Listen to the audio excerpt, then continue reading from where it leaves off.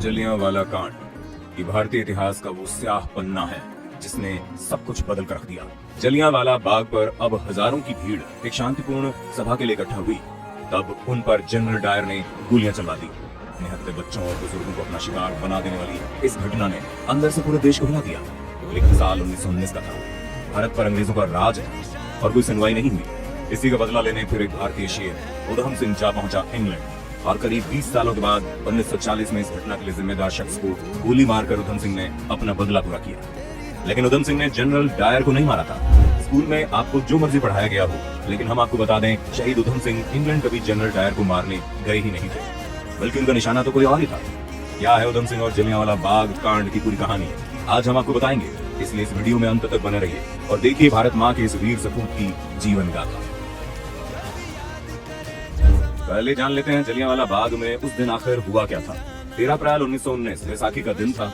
जलियांवाला बाग में बैसाखी मनाने के लिए और कुछ स्वतंत्रता सेनानियों की गिरफ्तारियों का विरोध करने के लिए एक सभा हुई। सभा पूरी तरह शांतिपूर्ण थी, लेकिन उस वक्त ब्रिटिश सरकार के एक ऑर्डर के तहत सभी सभाओं पर बैन लगा दिया गया, जिस वजह से वहां पर सेना पहुंच गई।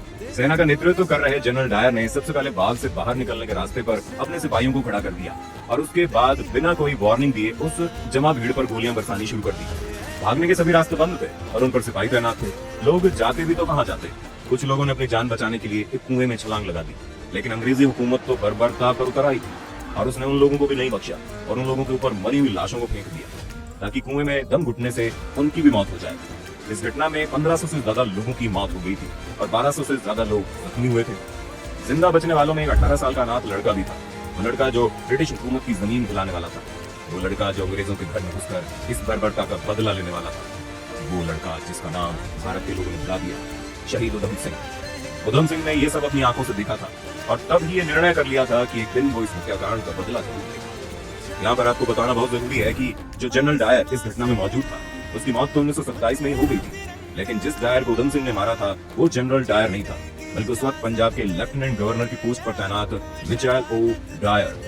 मिचेल और डायर के इशारे पर ही जनरल डायर को इन लोगों पर गोली चलाने के लिए कहा गया था। दोनों डायर में थोड़ा सा फर्क समझ लीजिए। पहला डायर जो जनरल डायर था, जिसे अमृतसर का कसाई कहा गया, वो था जनरल रेजिनॉल्ड डायर जो पंजाब में पैदा हुआ था और जलियांवाला बाग हत्याकांड में वही मौजूद था और सैन्य टुकड़ी को लीड कर रहा था। वहीं मिचेल और डायर उस वक्त पंजाब में लेफ्टिनेंट गवर्नर था, लेकिन उसने उसे खूनी खेल को शुरू करने के ऑर्डर रेजिनॉल्ड डायर को दिए थे। दोनों के नाम और स्पेलिंग में थोड़ा सा अंतर है। उधम सिंह के माँ बाप पहले ही दुनिया से जा चुके थे और उधम सिंह उस वक्त एक अनाथालय में रहते थे। वो जलियांवाला बाग में अपने भाइयों और दोस्तों के साथ उस वक्त लोगों तक पानी पहुंचाने का काम कर रहे थे जब इस घटना को अंजाम दिया गया। कहते हैं हमारे देश के एक और अमर शहीद आजम भगत सिंह को भी अंग्रेजी हुकूमत के खिलाफ बगावत की जंग में उतारने वाली घटना ये जलियांवाला बाग की। इस घटना के बाद भगत सिंह भी यहाँ पहुंचे थे और वो यहाँ से मिट्टी उठाकर घर ले आए थे। उधम सिंह भी भगत सिंह की जिंदगी से काफी प्रेरित थे। इस घटना के कुछ समय बाद उधम सिंह ने अनाथालय छोड़ दिया था और वो कुछ वक्त अमेरिका में रहे, लेकिन जब उन्हें वहाँ बब्बर अकालियों का अंग्रेजों के खिलाफ चल रहे संग्राम के बारे में पता चला तो वो लौटकर भारत आ गए। इसी बीच वो एक पिस्तौल भी स्मगल करके वहाँ लाए, जिसके बाद पकड़े जाने पर उन्हें कुछ वक्त के लिए जेल में भी रहना पड़ा। लेकिन उधम सिंह का मकसद हमेशा से साफ था, बदला। 1940 आते आते डायर रिटायर हो चुके थे और भारत छोड़कर वापस इंग्लैंड लौट गए थे। उधम सिंह इस हत्याकांड का बदला लेने के लिए इंग्लैंड पहुंच गए, पर रास्ता इतना आसान नहीं था और डायर तक पहुंचना कोई आसान काम तो था नहीं, इसलिए उन्हें इसके लिए काफी लंबा इंतजार करना पड़ा। काफी वक्त तक वो वहां रहे और एक दिन उन्हें खबर मिली कि एयर ईस्ट इंडिया एसोसिएशन द्वारा आयोजित एक मीटिंग में स्पीच देने के लिए शरीक वो होने वाले हैं। यहाँ पर ब्रिटिश तंत्र के कई और जरूरी लोगों का भी जमा होना संभावित था।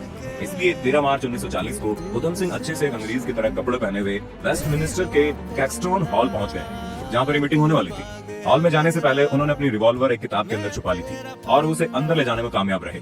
जब वहाँ डायर की स्पीच की बारी आई तो डायर उठकर स्टेज पर जा ही रहा था कि तभी उधम सिंह ने एक के बाद एक 6 गोलियां चलाई, जिनमें से 2 गोलियां डायर को लगी और एक तो उसके दिल के आर पार हो गई, जिसकी वजह से इसकी मौके पर ही मौत हो गई। इस गोलीकांड में कई और ब्रिटिश अधिकारियों और राजनेताओं को भी कई चोटें आई और उसके बाद भीड़ की नजर गर्व से फूले उधम सिंह पर पड़ी। उधम सिंह भगत सिंह को न सिर्फ अपना हीरो, अपना गुरु मानते थे, जिस वजह से भगत सिंह की तरह वो मौका वारदात पर वहाँ से भागे नहीं, बल्कि उन्होंने वहाँ अपनी गिरफ्तारी दी। गिरफ्तार होने के बाद उन पर मुकदमा चला और क्योंकि अब दुनिया भर में उधम सिंह का नाम पहुंच गया था, इसलिए उधम सिंह की तरफ से केस लड़ने के लिए वी.के. कृष्णा मेनन आ गया है। वी.के. कृष्णा मेनन बाद में आजाद भारत के यूएन में एम्बेसडर भी रहे और नेहरू कैबिनेट में रक्षा मंत्री भी। हालांकि उस वक्त नेहरू और गांधी दोनों ने ही इस घटना को गलत ठहराते हुए उधम सिंह की निंदा करते हुए इसे एक बेवकूफाना हरकत बताया था। लेकिन 1952 में नेहरू ने भी उधम सिंह को शहीद आजम कहा और उनके इस काम को सही ठहराया।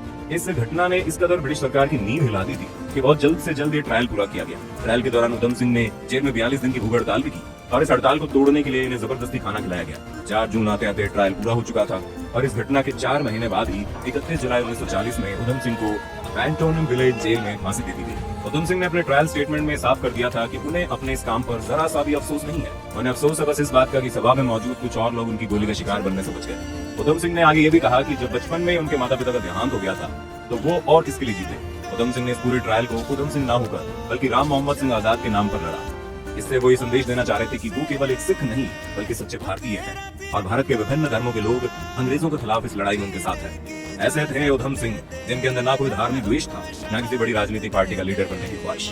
उन्हें बस अपने देश की सेवा करनी थी और देश की सेवा उन्होंने भरपूर की। उनके अवशेषों को 1970 के दशक में वहां से भारत लाया गया, जिसके बाद उसका कुछ हिस्सा पंजाब की सतलुज नदी में बहा दिया गया और कुछ हिस्सा आज भी उसी जलियांवाला बाग में रखा गया है, जिसकी लाल मिट्टी शायद उधम सिंह की राख से पहली बार ठंडी हुई थी।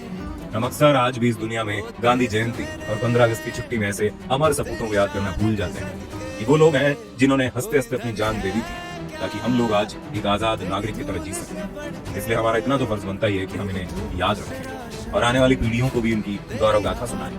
अगर आज का वीडियो आपको अच्छा लगा तो लाइक करने के साथ इसे ज्यादा से ज्यादा शेयर भी कर देना ताकि लोगों को उनके इतिहास के बारे में पता चले।